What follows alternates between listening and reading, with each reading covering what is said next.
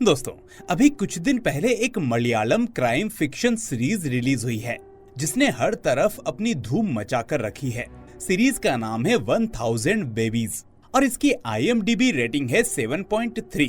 और ये सीरीज इतनी ज्यादा पेचीदा है कि इसका एक के बाद एक क्लाइमेक्स आपको हिलाकर रख देता है। कहानी शुरू से लेकर एंड तक सिर्फ एक सस्पेंस में ही चलती रहती है।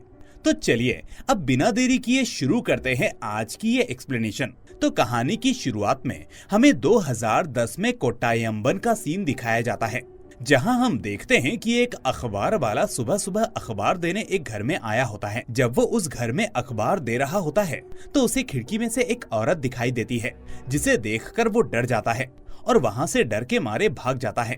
ऐसा लगता है जैसे उस लड़के ने कोई भूत देख लिया हो। फिर हम उस औरत को देखते हैं जो सीढ़ी पर चढ़कर कुछ लिख रही होती है।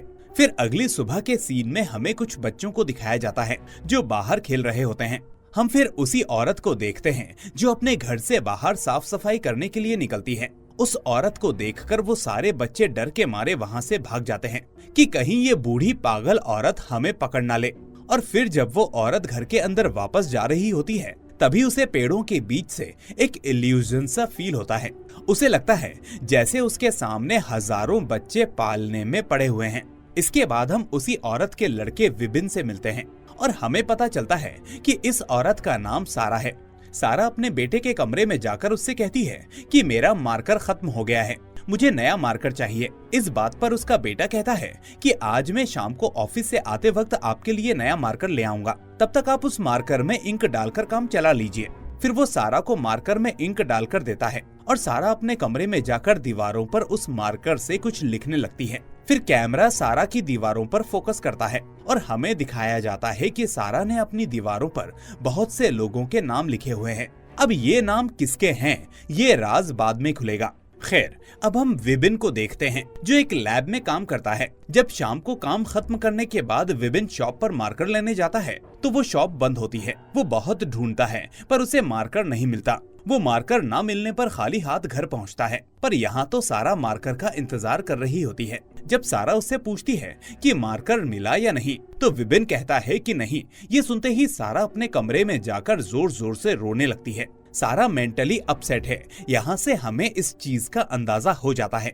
अब अपनी माँ को रोता देखकर विबिन तुरंत दुकानों पर जाकर मार्कर ढूंढने लगता है और कड़ी मशक्कत के बाद उसे एक दुकान से मार्कर मिल ही जाता है। वो तुरंत उस मार्कर को ले जाकर सारा को देता है। सारा उस मार्कर को पाकर और खुश होकर उसे अपने कमरे में ले जाती है और फिर से दीवारों पर कुछ लिखना चालू कर देती है। फिर ऐसे ही बहुत दिन बीत जाते हैं और हम देखते हैं कि रोज विबिन अपने काम पर जाता है और इधर डेली सारा दीवारों पर कुछ लिखती रहती है। यहाँ से हमें पता चलता है कि सारा को रात में बच्चे के रोने की आवाजें भी आती हैं। अब सारा टाइपराइटर पर 2 लेटर टाइप करती है और अपने पड़ोसी से जाकर मीट लाने को कहती है और फिर रात को विबिन के लिए अच्छे से मीट बनाती है। जब वो दोनों रात को खाना खा रहे होते हैं तब सारा अपने बेटे से पूछती है कि क्या मैं तुम्हें पागल लगती हूँ। इसके बाद सारा उससे कहती है कि मैंने तुम्हें बचपन से अपने तरीके से पाला, तुम्हें अपना मन का कभी कुछ भी नहीं करने दिया, जो शायद गलत था। फिर सारा अपने बेटे से कहती है कि मैंने अपने जीवन में बहुत पाप किए हैं और आज वो उसे सब बताने लगती है, पर हमें कुछ एक्सप्लेन नहीं किया जाता। ये सब सुनते ही विबिन तुरंत सारा के कमरे में जाकर दीवारों पर लिखे हुए नाम पढ़ने लगता है।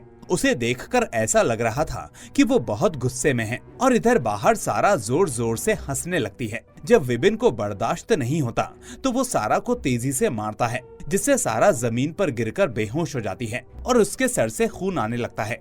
फिर हम अगली सुबह सारा को हॉस्पिटल में देखते हैं। उसे होश आते ही वो डॉक्टर से कहती है कि उसे एक वकील और एक पुलिस वाले से मिलना है। डॉक्टर सारा के कहने पर उन दोनों को बुलाते हैं। सारा उन्हें वो लेटर देते हुए कहती है कि आप दोनों को जो भी एक्शन ठीक लगे वो आप अपने हिसाब से ले लीजिएगा और वकील से कहती है कि इसे आप जज तक पहुंचा देना। यहाँ पुलिस ऑफिसर सारा के पड़ोसी से उसके बारे में जानकारी लेता है। वो पड़ोसी बताता है कि रात से सारा का बेटा गायब है और अभी तक वो उससे मिलने भी नहीं आया। इसके बाद जब वो पुलिस ऑफिसर नवाज गाड़ी में जाते जाते उस लेटर को पढ़ता है तो उसके होश उड़ जाते हैं।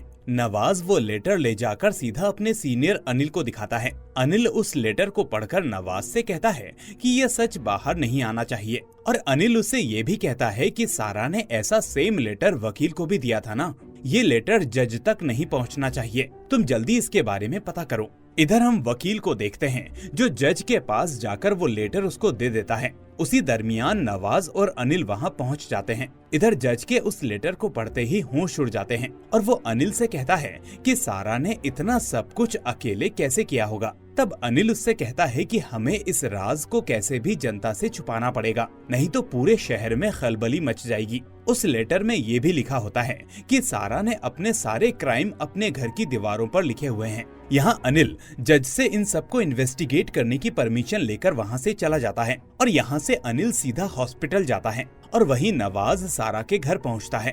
अब अनिल के हॉस्पिटल पहुंचते ही उसे पता चलता है कि सारा अब इस दुनिया में नहीं रही। अब कुछ रह गया है तो सिर्फ उसके द्वारा किया हुआ ये खतरनाक क्राइम। उधर नवाज भी फोन पर अनिल को ये कंफर्म करता है कि सारा ने जो कुछ भी उन लेटर्स के जरिए कन्फेस किया था वो सब एकदम सच है और यहीं पर एपिसोड 1 एंड हो जाता है। अब एपिसोड 2 की शुरुआत 12 साल बाद यानी 2022 से शुरू होती है, जहां वही जज और वही पुलिस वाले बैठकर सारा की कहानी के बारे में डिस्कस कर रहे होते हैं। अनिल कहता है कि हमारे ऑफिसर अजय की इन्वेस्टिगेशन से वो सारा के लेटर तक पहुंच गया है और उन्हें पता चल चुका है कि सारा का विपिन नाम का एक लड़का है। यहाँ अनिल जज से कहता है कि हमारे पास अब 2 ऑप्शंस हैं, या तो अजय को इस इन्वेस्टिगेशन से निकाल दिया जाए या उसे सब सच बताकर विपिन को ढूंढने के लिए कहा जाए। फिर हमें 1 हफ्ते पहले के पास्ट के सीन में शिफ्ट किया जाता है, जहाँ एक बहुत बड़ी एक्ट्रेस की लाश पाई गई थी। एक्ट्रेस की मौत की खबर आते ही वो सब न्यूज चैनलों पर तेजी से फैल जाती है और बहुत बड़ा हंगामा खड़ा हो जाता है।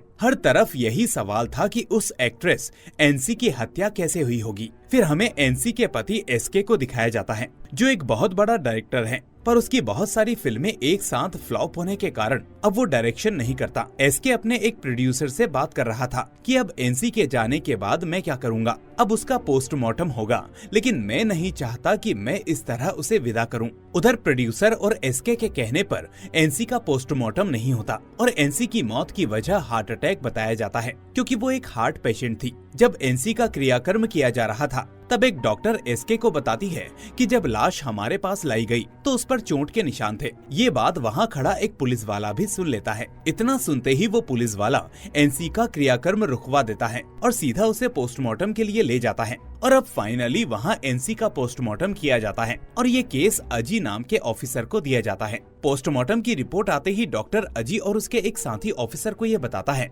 कि एनसी के पेट पर जो चोट के निशान थे वही उसकी मौत का कारण है। किसी ने बहुत ही सफाई से एनसी का मर्डर किया है। ये बात सुनते ही अजी कहता है कि किलर ने हमारा ध्यान भटकाने के लिए एनसी की गाड़ी में हार्ट की मेडिसिन रखी थी, जिससे सभी को यही लगे कि एनसी की मौत हार्ट प्रॉब्लम की वजह से ही हुई है। अजी एनसी के क्रू मेंबर्स को बुलाता है जो वहाँ उस दिन उसके साथ फिल्म में काम कर रहे थे। पूछताछ करने के बाद भी अजी को कुछ खास हासिल नहीं होता। सबसे बड़ी चौंकाने वाली बात ये थी कि एनसी का उसके बर्थडे वाले दिन ही कत्ल किया गया। अजी अपने जूनियर विवेक से कहता है कि जिसने सबसे पहले एनसी की लाश को देखा उसे बुलाकर लाओ। विवेक उस आदमी को लेकर आता है जिसने सबसे पहले एनसी को देखा था। अजी उससे कुछ सवाल करता है और वो आदमी उन सवालों के बिल्कुल सही जवाब दे देता है। फिर अजी एनसी की बैकअप आर्टिस्ट को पूछताछ के लिए बुलाता है। वो बताती है कि पहले मैं एनसी मैडम का मेकअप किया करती थी, पर एसके सर के कहने के बाद मैंने काम छोड़ दिया क्योंकि उन्हें मेरा और एनसी मैडम का साथ रहना बिल्कुल भी पसंद नहीं था। ये सुनते ही अजी एसके की डिटेल निकलवाता है, जहां उसे पता चलता है कि एसके एक बहुत ही घमंडी आदमी है जिसकी लोगों से खास पटती नहीं है। इसके बाद अजी और विवेक एक प्रोड्यूसर से मिलने जाते हैं जो उन्हें बताता है कि एसके और एनसी ने शादी तो कर ली थी, पर शादी के बाद भी एसके का घमंड कम नहीं हुआ। वो एनसी की बिल्कुल भी इज्जत नहीं करता था, जिसके बाद एसके का करियर डूबने लगा, पर एनसी ने काम करके अपने करियर को संभाला और उसे ऊंचाइयों तक ले गई। अजी प्रोड्यूसर से कहता है कि एनसी डिवोर्स भी तो ले सकती थी। इस पर प्रोड्यूसर कहता है कि हाँ, उसने एक बार ऐसा सोचा तो था, पर जब उसे ये बात पता चली कि वो हार्ट पेशेंट है तो उसने ये बात दोबारा नहीं सोची। इसके बाद अजी सीधा एसके के पास जाता है और उसे वही बात बताता है जो बातें प्रोड्यूसर ने उसे बताई। इस पर एसके कहता है कि पति पत्नियों में तो झगड़े चलते रहते हैं, पर बात कभी उस लेवल तक नहीं पहुंची। एसके की बातें सुनकर अजी भांप लेता है कि एसके का घमंड अभी भी बरकरार है और वो अपने घमंड के नशे में चूर है। एसके के चेहरे पर अपनी पत्नी की मौत का बिल्कुल भी अफसोस नहीं था। फिर सब इंस्पेक्टर विवेक वहाँ आता है और अजी को अपने साथ ले जाता है। फिर अजी और विवेक सीधे एसके की कार की तलाशी लेते हैं, जहाँ उन्हें एक डॉल मिलती है। उस डॉल को देखकर वहाँ खड़े सब लोग हैरान हो जाते हैं। इसके बाद अजी उस डॉल को लेकर डॉक्टर के पास जाता है और डॉक्टर उसे बताते हैं कि किलर ने पहले डॉल पर प्रैक्टिस की होगी, फिर उसने एनसी को मारा ताकि किसी को उसके मरने की असली वजह ना पता चले। तभी वहाँ सीनियर ऑफिसर जीके आते हैं। अजी उनसे एसके को अरेस्ट करने की परमिशन मांगता है। उनकी परमिशन लेकर अजी एसके को इंटेरोगेशन के लिए बुलाता है। पहले तो अजी उस पर प्रेशर बनाता है और उसे डराने धमकाने लगता है और उससे पूछता है कि क्या एनसी का खून तुमने ही किया है। एसके एक्सेप्ट करता है कि हाँ, एनसी का खून मैंने ही किया है। इसके बाद सीन पास्ट में शिफ्ट होता है और हमें दिखाया जाता है कि एसके अपने दोस्तों से दारू पीते पीते बात करते हुए अपनी आने वाली फिल्म के बारे में बताने लगता है कि मेरी आने वाली फिल्म बहुत सुपरहिट होगी। मैंने एक सुपरस्टार को उसकी कहानी सुनाई जो उसे बहुत अच्छी लगी। इसके बाद एसके नशे की हालत में घर पहुंचता है। वहाँ एनसी उसका इंतजार कर रही होती है। वो एसके से कहती है कि जिस स्टार को तुमने अपनी फिल्म की कहानी सुनाई थी उसका मेरे पास फोन आया था। उसने कहा कि एसके ने जो कहानी मुझे सुनाई वो बहुत ही घटिया और वाहियात थी, उसे दोबारा मेरे पास मत भेजना। मैंने सिर्फ तुम्हारी वजह से उसकी कहानी सुनी। अगर वो दोबारा मेरे पास आया तो ठीक नहीं होगा। ये सुनकर एसके को ऐसा लगता है कि एनसी ये कहानी अपने मन से बना रही है। यहाँ एसके उससे बहस करने लगता है और बहस इतनी बढ़ जाती है कि एनसी उससे कहती है कि अगर मेरा नाम ज्यादा खराब करोगे तो मैं तुम्हें डिवोर्स दे दूंगी, फिर तुम्हारा खर्चा कौन उठाएगा? वैसे भी तुम्हारी फिल्में तो चल नहीं रही। ये बात एसके को बहुत चुभ जाती है। कहानी फिर प्रेजेंट में आती है और हम देखते हैं कि अजी एसके से पूछता है कि एनसी का कहीं बाहर अफेयर भी था क्या। एसके कहता है कि हाँ, पर मेरी उससे कभी पूछने की हिम्मत नहीं हुई। अगर मैं उससे पूछता तो बात खराब होती और फिर मेरा खर्चा कौन उठाता। फिर एसके बताता है कि जब मेरी फिल्में लगातार फ्लॉप होना शुरू हुई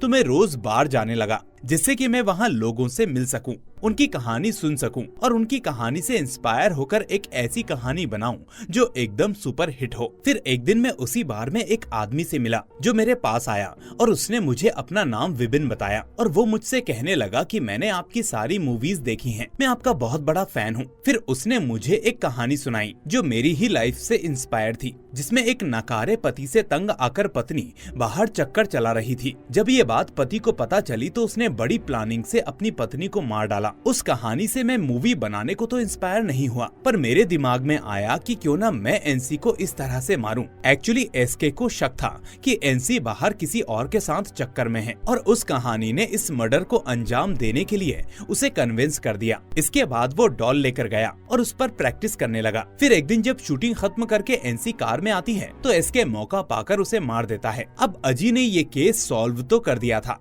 लेकिन इंटेरोगेशन रूम से बाहर आकर अजी सोचने लगता है कि आखिर ये विबिन कौन है जिसने अजी को इस मर्डर के लिए उकसाया। खैर, पुलिस ने एसके को गिरफ्तार कर लिया और उस केस के बाद ऑफिसर अजी का पूरे शहर में नाम हो गया कि कैसे उसने इतना बड़ा हाई प्रोफाइल केस इतनी जल्दी सॉल्व कर दिया। अब एक दिन अजी जब अपने ऑफिस में कुछ काम कर रहा होता है तब उसके पास एक लड़की आती है जिसका नाम मार्लिन होता है। वो उसे एक लेटर देते हुए कहती है कि ये लेटर मेरे पास एक हफ्ते पहले आया था, किसी लड़के ने मुझे ये भेजा था। ये वही केस है जो आपने सॉल्व किया था, एसके और एनसी वाला। इसमें उसी खूनी का नाम है। अजी उससे पूछता है कि कौन है वो लड़का, तो मार्लिन बताती है कि विबिन, वो मेरे साथ पहले लैब में काम किया करता था। ये सुनते ही अजी के दिमाग में क्लिक होता है कि विबिन के बारे में तो उसने एसके के मुंह से भी सुना था। ये वही लड़का है जिसने एसके को वो प्लान बताया था। यहाँ अजी को समझ आता है कि विबिन ये मर्डर बहुत पहले से ही प्लान कर बैठा था और इसी के साथ एपिसोड 2 यहीं पर खत्म हो जाता है।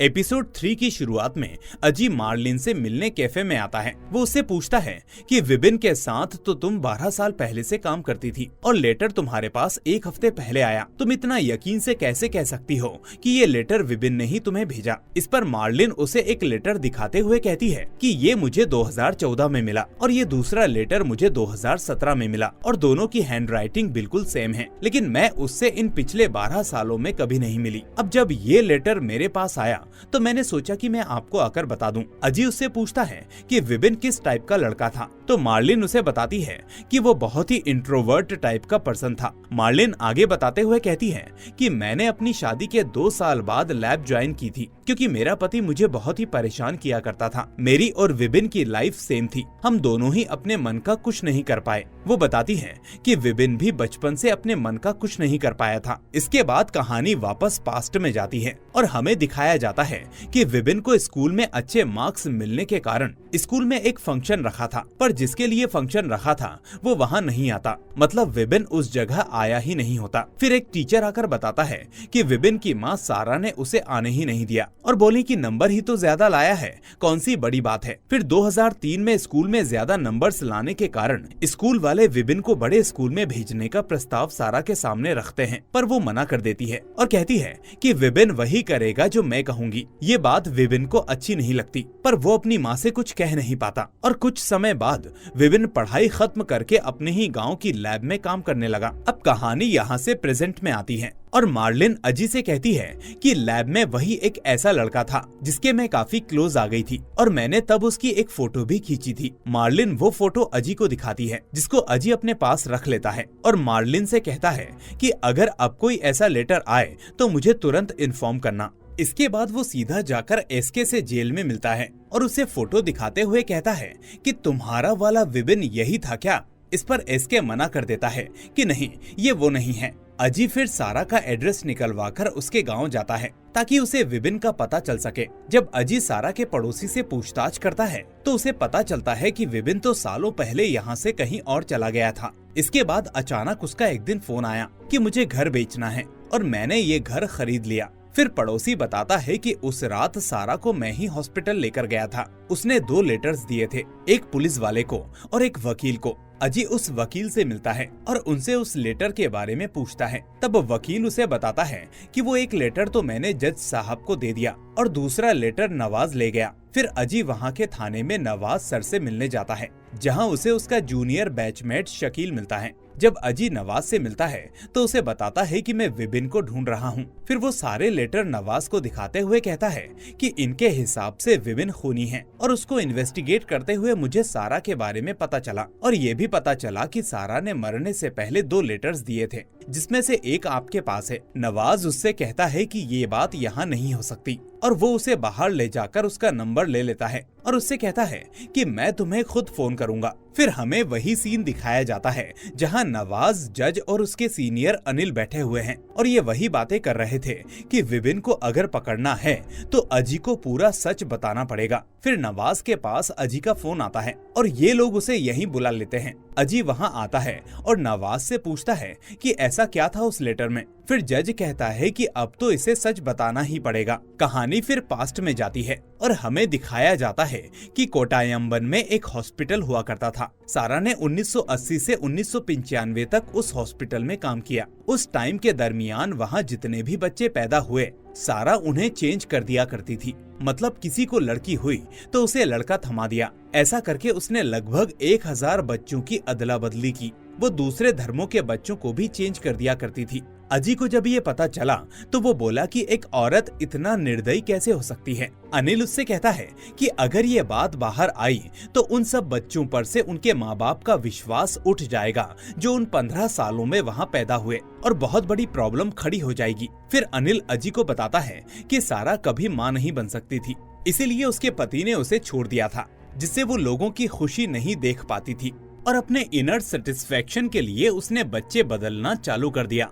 फिर एक दिन उसके पास एक औरत आई और उससे कहने लगी कि मेरी बेटी शादी से पहले ही प्रेग्नेंट हो गई है। ये सुनकर सारा खुश हो गई कि अब उस लड़की का बच्चा वो अपने पास रखेगी। फिर सारा ने चुपके से उस लड़की का ऑपरेशन किया और उससे बोला कि तुम्हें लड़की हुई है, पर असल में लड़का हुआ था और ये वही लड़का विविन है। सारा ने धोखे से उसे अडॉप्ट किया था। सारा ने इन सब 1000 बच्चों की डिटेल्स अपने पास संभाल कर रखी हुई थी और जैसे जैसे वो बड़ी होने लगी उसने ये सब दीवारों पर लिखना चालू कर दिया ताकि उसे सब याद रहे। और जब उसने विबिन को उस दिन सच बताया तो वो उसे मार के वहाँ से भाग गया। प्रेजेंट में ये तीनों लोग अजी को बताते हैं कि सारा के लेटर से हमें ये पता चला कि विबिन को इसके बारे में सब कुछ पता है। हमने उसे ढूंढने की बहुत कोशिश की पर वो हमारे हाथ ना लग सका। अब तुम भी सच जान गए हो और विबिन भी ये सच जानता है, इसीलिए हमें विबिन को पकड़ना ही होगा। अनिल अजी से कहता है कि अगर उसने ये सच सबके सामने ला दिया तो बहुत बड़ी समस्या हो जाएगी। और जैसा कि तुम्हारी इन्वेस्टिगेशन से पता चला कि अब वो मर्डर भी करने लगा है, तो वो हमारे लिए बहुत ही खतरनाक साबित हो सकता है। अनिल अजी से कहता है कि मैं तुम्हारे लिए एक स्पेशल टीम फॉर्म करवाता हूँ जिससे तुम जल्दी विपिन को पकड़ सको, पर तुम ये सारा सीक्रेट किसी से शेयर नहीं कर सकते। यहाँ अजी अनिल से पूछता है कि विपिन को पकड़ने के बाद उसका क्या करना है। इस पर अनिल कहता है कि उसको पकड़कर मार देंगे ताकि ये राज यहीं दफन हो जाए।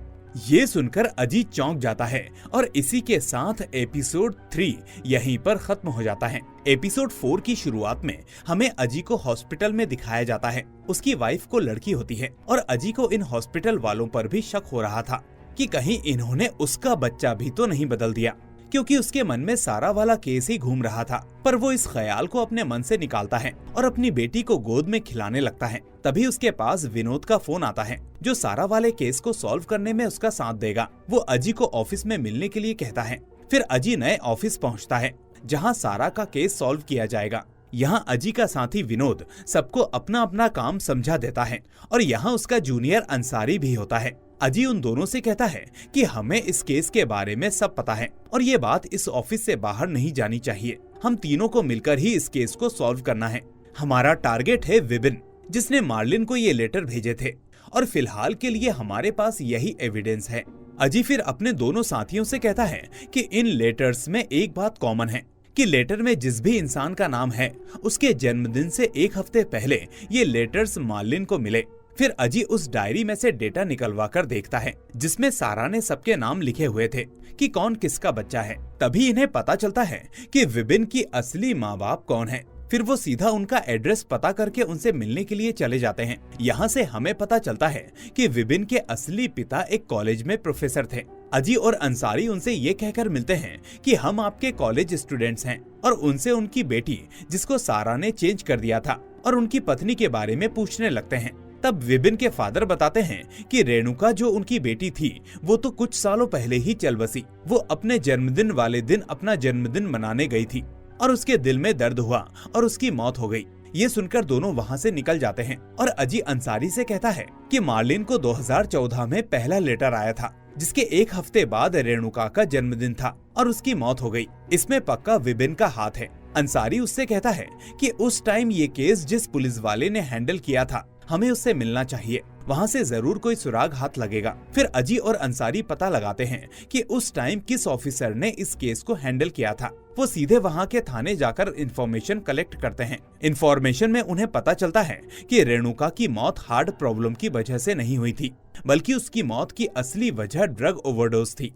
वो उस ऑफिसर जिसने उस टाइम उस केस को हैंडल किया था उसका पता लेकर सीधा उस ऑफिसर के घर पहुंचते हैं। यहाँ वो ऑफिसर बताते हैं कि हाँ, मैंने ही उस केस को हैंडल किया था और हमने ये अफवाह फैलाई थी कि मौत हार्ट अटैक की वजह से हुई, क्योंकि रेणुका के फादर एक रेपुटेड प्रोफेसर हैं।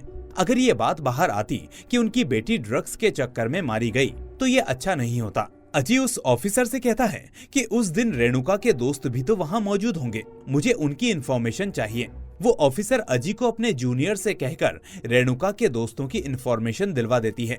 अगली सुबह फिर अजी रेणुका के फ्रेंड्स से जाकर मिलता है और उनसे बड़े प्यार से पूछता है कि सब सच सच बता दो, मेरा सच जानना बहुत जरूरी है। फिर रेणुका की एक फ्रेंड अजी को बताती है कि रेणुका एक बहुत घमंडी लड़की थी। वो किसी से सीधे मुंह बात नहीं करती थी।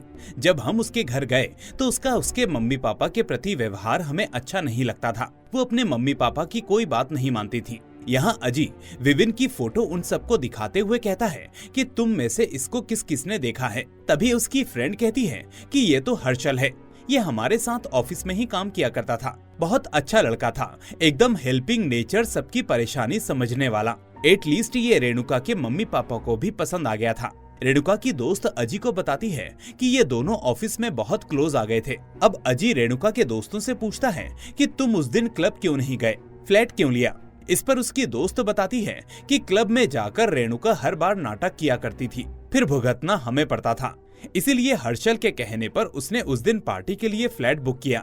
इसके बाद सीन पास्ट में शिफ्ट होता है और हमें दिखाया जाता है कि उस रात पार्टी में सब रेणुका को ढूंढ रहे थे। हर्षल वहीं खड़ा खड़ा मुस्कुरा रहा था। यहाँ सभी को रेणुका की लाश उसकी गाड़ी में से मिलती है। फिर रेणुका की मौत के 2 महीने बाद हर्षल ने जॉब छोड़ दी और अब वो पता नहीं कहाँ है। अजी रेणुका के दोस्तों से पूछता है कि हर्षल यहाँ कहाँ रहता था। उसका एड्रेस लेने के बाद अजी उसके घर पहुंचता है।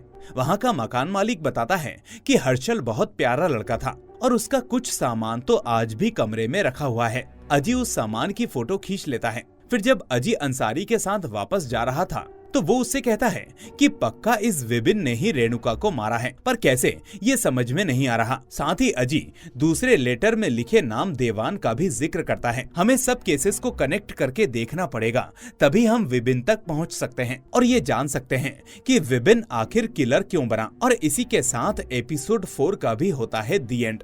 एपिसोड 5 की शुरुआत में हमें अजी और उसके दोनों साथियों को साथ दिखाया जाता है। वो देवन की सारी इन्फॉर्मेशंस पता करते हैं। विनोद अजी को बताता है कि देवन अपने गांव में एक पावरफुल नेता बनता जा रहा था। अगर वो चुनाव लड़ता तो पक्का जीतता।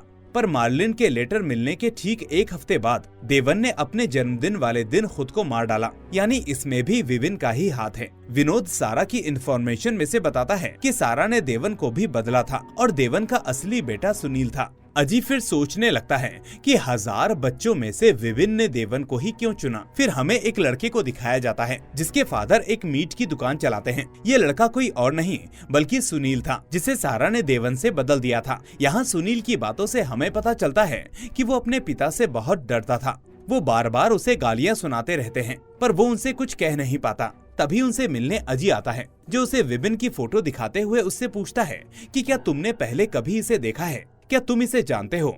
सुनील कहता है कि ये तो नायसम है, मेरा दोस्त। सुनील उसके साथ अपनी एक फोटो भी दिखाता है। कहानी फिर यहाँ से पास्ट में जाती है, जहाँ विपिन नायसम बनकर सुनील से मीट खरीदने आया होता है और फिर धीरे धीरे उससे दोस्ती बढ़ा लेता है। रोजाना मिलते रहने से उन दोनों की दोस्ती गहरी हो जाती है।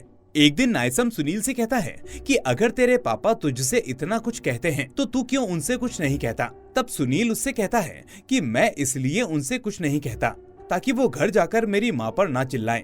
फिर नायसम सुनील से कहता है कि मैं तुम्हें ये 3 लाख रुपए रखने के लिए दे रहा हूँ, जब मैं शहर वापस आऊंगा तो तुमसे ले लूंगा। वैसे अब मुझे इनकी खास जरूरत है भी नहीं। सुनील मान जाता है। फिर अगली सुबह नायसम सुनील के घर आकर उसे पैसे दे देता है और उसकी फैमिली के साथ फोटो खिंचवाकर वहाँ से चला जाता है। फिर ऑफिस में बैठकर अजी अंसारी से कहता है कि हमें देवन के गांव चलना चाहिए, वहीं से कुछ पता चल सकता है। गांव जाकर अजी देवन के गुरु से मिलता है, जिसने उसे राजनीति में उतारा था। वो अजी को बताते हैं कि देवन तो मुझे भी बढ़िया भाषण देता था, कोई उसकी भाषण सुन ले तो उसमें जोश आ जाता था। उसकी एक वीडियो काफी वायरल हो गई, जिसमें उसकी आत्महत्या की खबर आने लगी, पर उसकी पार्टी ने ये मामला दबा दिया अपनी इमेज को साफ बनाए रखने के लिए। और वो अजी को ये भी बताते हैं कि उसका सबसे करीबी क्लेश था। फिर अजी और अंसारी क्लेश को ढूंढने के लिए चल देते हैं। वो सीधा उसके पास पहुंचकर देवन के बारे में उससे पूछने लगते हैं। क्लेश देवन के बारे में बताता है और वापस सीन पास्ट में जाता है, जहाँ क्लेश आने वाले इलेक्शन के लिए भाषण दे रहा था। वो कहता है कि हमें मीट मांस मच्छी खाने वालों से दूर रहना चाहिए। फिर हम देवन और क्लेश को बात करता हुआ देखते हैं, जहां क्लेश कह रहा था कि एक मौलवी ने अपने बीवी और बच्चों को घर से बाहर निकाल दिया है, इसीलिए वो हमारे धर्म में आना चाहते हैं। देवन कहता है कि ये तो अच्छी बात है, इससे मेरा नाम और भी फेमस हो जाएगा। वो जीतने के लिए कुछ भी करने को तैयार था। वो क्लेश से कहता है कि मिलवाओ मुझे इन लोगों से। फिर हम देखते हैं कि वो कोई और नहीं बल्कि नायसम ही है। नायसम उससे कहता है कि मुझे आपके धर्म में आना है, और वो सुनील की फैमिली फोटो को दिखाते हुए कहता है कि यही मेरा परिवार है। देवन उसे अपने पास रख लेता है और उससे कहता है कि चुनाव के बाद सब सही करवा दूंगा। फिर धीरे धीरे नायसम देवन का खास आदमी बन जाता है। एक दिन जब देवन का जन्मदिन आने वाला होता है, तब सब लोग पार्टी कर रहे होते हैं। तब अंदर जाकर नायसम देवन को मीट ऑफर करता है, जो देखकर देवन खुश हो जाता है और कहता है कि वाह, कितने दिनों बाद खाने को मिल रहा है। और अगले दिन फिर ये लोग कहीं जा रहे थे। तब उन्हें पता चलता है कि देवन की मीट खाने वाली वीडियो अब सोशल मीडिया पर वायरल हो चुकी है, जिसे देखकर उसे पार्टी से निकाल दिया जाता है, जिससे देवन रात को अकेले एक जगह दारू पी रहा होता है। फिर उसके अगले दिन देवन की लाश उसी की कार में मिलती है, जिससे ये साबित हो जाता है कि वीडियो वायरल होने के बाद उसने अपनी जान ले ली। अब प्रेजेंट में अजी अंसारी से कहता है कि ये सब विपिन के मास्टरमाइंड का बनाया हुआ जाल है, जिसे मुझे तोड़ना होगा। अंसारी अजी से कहता है कि उस समय विपिन के साथ कोई और भी होगा जिसने देवन की वीडियो बनाई थी, क्योंकि देवन तो वहीं खड़ा था। अब उसे उसके साथी को भी ढूंढना है और इसी के साथ एपिसोड 5 यहीं पर खत्म होता है। अब एपिसोड 6 की शुरुआत में हमें अजी को एसके के पास दिखाया जाता है।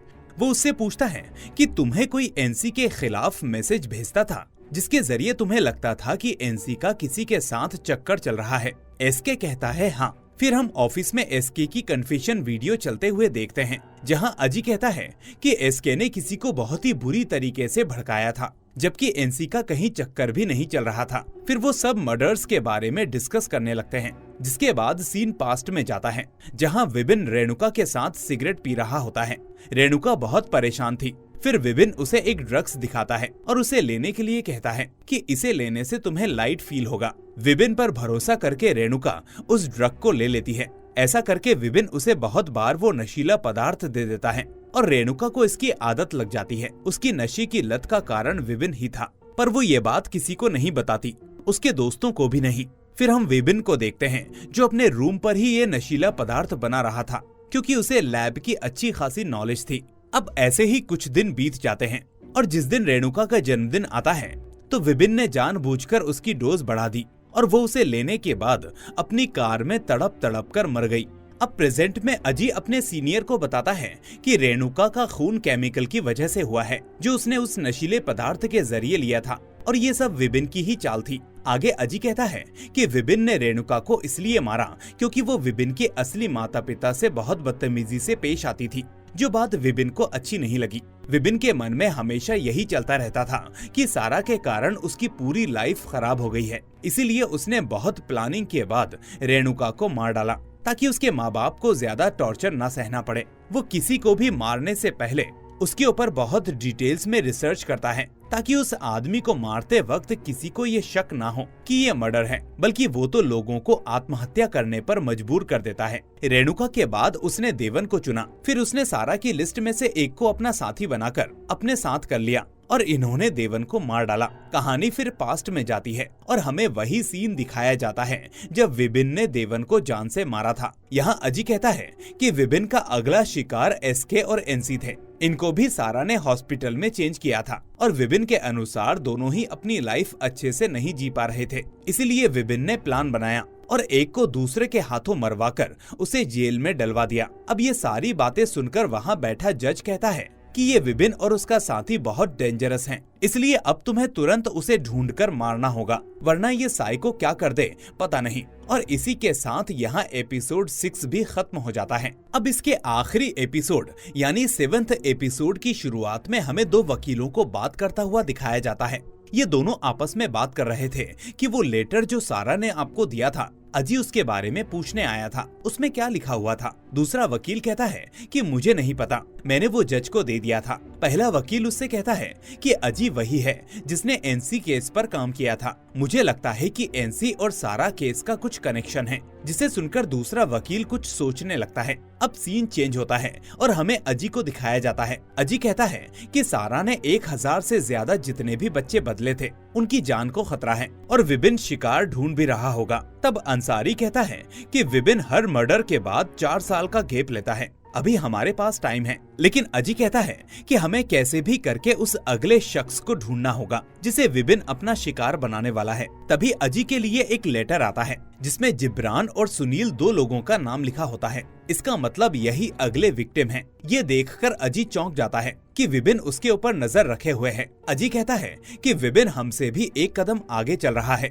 और हमें इन लेटर्स के माध्यम से चैलेंज कर रहा है। तभी अजी के पास मार्लिन का फोन आता है जो उसे बताती है कि यहाँ मेरे पास एक पार्सल आया है। अजी अंसारी के साथ तुरंत उस पार्सल को देखने जाता है और मार्लिन के साथ साथ वहाँ के कैमरा चेक करने लगता है। सीसीटीवी में उसे एक डिलीवरी वाला दिखाई देता है जो उस पार्सल को लेकर आया था।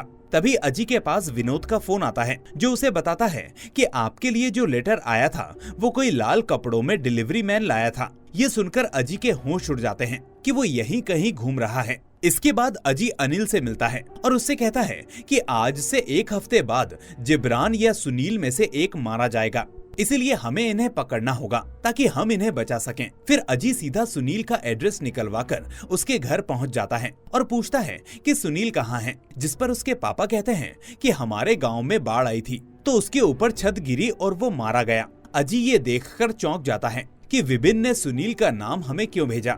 अब अजी को पक्का यकीन था कि उसका अगला शिकार जिब्रान ही है। अजी बिना देरी किए जिब्रान के घर जाकर उसके पापा से पूछता है कि जिब्रान कहाँ है। उसके पापा अजी से कहते हैं कि मेरा कोई बेटा नहीं है, जो था वो एक सनकी और नशेड़ी था। फिर सीन पास्ट में जाता है और हमें दिखाया जाता है कि जिब्रान के फोन का बैलेंस खत्म हो चुका था, इसीलिए वो अपनी माँ का फोन मांगने आता है। जब उसकी माँ ने फोन देने से मना कर दिया तो गुस्से में आकर उसने अपनी ही माँ को बड़ी बेरहमी से मार डाला। इसके बाद उसे 6 साल की जेल की सजा हो गई। फिर जिब्रान के पापा उसे बताते हैं कि सजा के बाद वो फिर से यहाँ आया था अपनी माँ की तस्वीर देखने, पर वो इतना नीच है कि उसने अपनी माँ की तस्वीर से उसका मंगलसूत्र ही चुरा लिया। फिर वो दोबारा कभी नजर नहीं आया। तभी एक आदमी कहता है कि लायका ने जिब्रान की नौकरी लगवाई थी। ये सुनकर अजी सीधा लायका के पास पहुंचता है और उससे जिब्रान के बारे में पूछता है। तब वो उस दुकान का पता अजी को दे देता है जहां उसने जिब्रान की नौकरी लगवाई थी।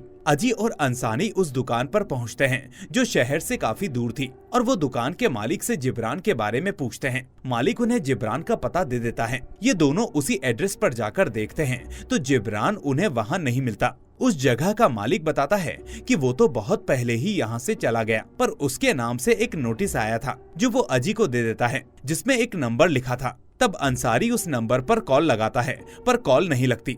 अजी कहता है कि ये नंबर साइबर टीम वालों को फॉरवर्ड कर दो, पता तो चले कि ये नंबर आखिर किसका है। इसके बाद जब वो लोग बैठकर चाय नाश्ता कर रहे होते हैं, तभी विनोद के फोन पर साइबर टीम का मैसेज आता है। वो उसे उस फोन की लोकेशन बता देते हैं। फिर ये तीनों वहाँ जाने लगते हैं। फिर जब इस बार ये नंबर ट्राई करते हैं तो इस बार कोई फोन उठाता है और वो एड्रेस बता देता है कि आप ये फोन यहाँ से ले जाओ। फिर जैसे ही ये लोग वहाँ पहुँचते हैं तो ये ढाबे का मालिक निकलता है, जो अजी को बताता है कि एक आदमी रोज यहाँ खाना खाने आया करता था, पर एक दिन उसके पास पैसे नहीं थे तो उसने ये फोन मेरे पास गिरवी रख दिया था और फिर कभी लेने नहीं आया। जैसे ही मैंने फोन ऑन किया तो आपका फोन आ गया, इसीलिए मैंने आपको बुला लिया। तब अजी उसे जिब्रान की फोटो दिखाते हुए पूछता है कि ये था वो आदमी। मालिक कहता है कि मुझे चेहरे तो याद नहीं रहते। वो अपने छोटू को बुलाकर पूछता है कि बता, क्या ये वही है जिसने अपना फोन गिरवी रखा था। इस पर छोटू बोलता है कि ये तो जबूर भैया हैं, मैं जानता हूँ इन्हें, ये कहाँ रहते हैं। फिर अजी उस छोटू को लेकर जिब्रान के घर पहुँचते हैं। ये एक सुनसान जगह थी जहाँ खेतों के बीचों बीच एक कमरा था। छोटू कहता है कि जबूर भैया यहीं रहते हैं। तभी अजी और अंसारी उसे पकड़ने चल देते हैं और विनोद उस छोटू को वापस छोड़ने जाता है। अब यहाँ ये दोनों अंदर जाते उससे पहले कोई बाहर निकलता है, और ये कोई और नहीं बल्कि विपिन था, जो इन्हें देखकर हंसने लगता है कि आखिरकार तुम आ ही गए। इसके बाद सीन पास्ट में जाता है जहां सारा विपिन को बता रही थी कि कैसे उसने विपिन को उसके माता पिता से अलग किया था और उसे अपनी कठपुतली बनाकर रखा। उससे ये सुना नहीं जाता और वो उसे मारकर भाग गया था, और साथ में उसकी डायरी भी अपने साथ ले गया था जिसमें लिखा था कि कौन किसका बच्चा है। फिर विपिन कहता है कि मैंने ही इन सबको मारा है। अजी उससे पूछता है कि जिब्रान कहाँ है। वो अंदर जाकर चेक भी करता है पर वहाँ कोई नहीं होता। विपिन उसे बताता है कि जिब्रान तो पिछले साल ही अपने बर्थडे पर जलकर मर गया। फिर विपिन कहता है कि मुझे भी मार दो,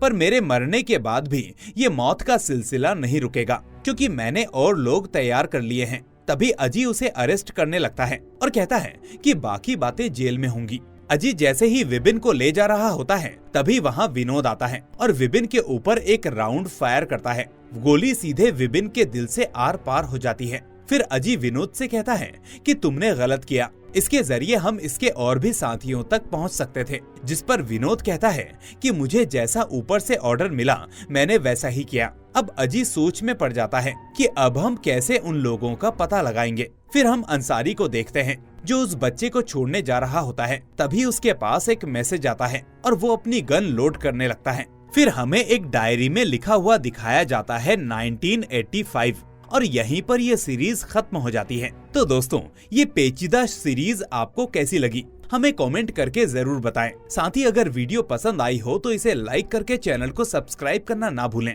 हम फिर मिलेंगे एक और ऐसी ही शानदार सीरीज के साथ। Till then, take care and thanks for watching.